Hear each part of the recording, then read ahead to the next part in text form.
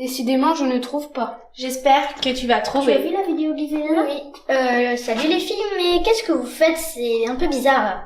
Ah, salut. L'oncle de Léona lui a dit qu'elle avait la bosse des maths, alors nous cherchons. Vous cherchez quoi? Bah, ma bosse des maths. Mais enfin, ça n'existe pas, c'est une expression qui a la peau dure d'ailleurs. Et c'est bien dommage, car cela insinue qu'il faut un truc spécial pour être doué en maths. Tu en es sûr? Je pense que tu peux la croire. Suivez-nous, nous allons vous en dire plus. Vous allez voir, cette expression n'est pas toute jeune. En 1796, le médecin allemand Franz Joseph Gall commence à donner des cours publics sur l'anatomie du cerveau, donnant ainsi naissance à la phrénologie. Quel nom! En effet, Gall raconte que les facultés morales, intellectuelles et les passions ont leur origine dans le cerveau. Il faut donc étudier cet organe autant que les autres. J'imagine qu'à l'époque, c'était révolutionnaire.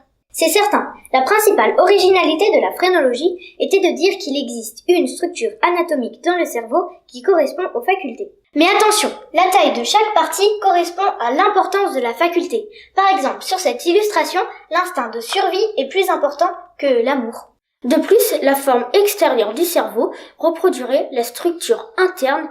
Il serait donc possible d'identifier les facultés intellectuelles ou le caractère d'une personne en étudiant la forme de son crâne. Et je suppose que cela a à voir avec la bosse des maths? Eh oui, la phrénologie a voulu se développer de manière scientifique. Gall et ses disciples ont essayé de définir une liste la plus précise possible des facultés morales et intellectuelles des humains, puis de repérer les zones cérébrales qui correspondaient. Et ils ont réussi? Disons qu'ils ont trouvé 27 facultés fondamentales. 19 étaient communes à tous les vertébrés. Par exemple, l'instinct de défense. Et 8 étaient propres à l'espèce humaine. Ils ont établi une sorte de cartographie du crâne, comme on peut le voir sur cette reproduction. Et il y avait les mathématiques? Absolument. Il y avait une zone cérébrale pour les mathématiques. Il y en avait aussi une pour le talent musical ou poétique. Il y avait même une bosse pour la religion. Et ces idées ont réussi à se développer? Eh oui, même si elles se sont heurtées très vite à l'opposition de l'Église et de l'école française des idéologues. Napoléon lui-même était assez sceptique, même s'il n'a pas banni la phrénologie. Celle-ci a rencontré un autre adversaire, le médecin Pierre Florence. En 1822, un débat sur les fondements scientifiques des idées de Gall a eu lieu à l'Institut. Le rapport final condamne la phrénologie qui est considérée comme scientifiquement infondée. Alors la bosse des maths n'existe pas? Et non, tout le monde peut briller en mathématiques. Cela ne dépend pas d'une bosse au crâne, et heureusement.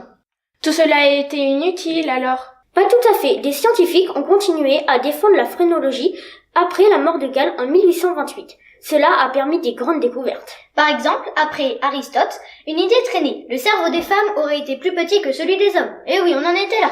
En 1885, un médecin adepte de la phrénologie a publié un article très rigoureux qui jette à bas cette idée. Après 1880, l'intérêt pour la phrénologie a décru, alors que les connaissances sur le cerveau augmentent. Ce n'est plus la peine de chercher ma bosse des maths alors. Non, mais on aura appris plein de choses, c'était intéressant. Nous espérons que cette vidéo vous a plu. Et à bientôt pour de nouvelles aventures.